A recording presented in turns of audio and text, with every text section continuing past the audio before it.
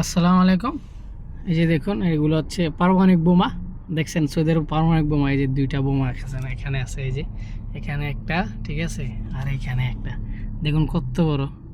আসলে দুষ্টামি করলাম, এগুলো আসলে পারমাণবিক বোমা না, এগুলো আসলে কি আমি সঠিক জানি না। চাক্কাগুলো দেখেন, অনেকগুলো চাক্কা টেইলরের, ঠিক আছে।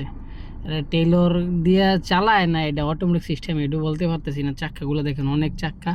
আর দেখুন কত বিশাল বড়, ঠিক আছে।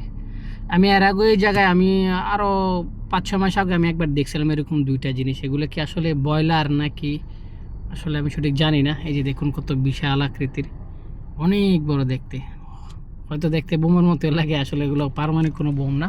দুইটা এখানে, ঠিক আছে, ওইদিকে একটা, এইদিকে একটা, দুটো পার্ক করা আছে। এই দেখুন কত বড়, ঠিক আছে।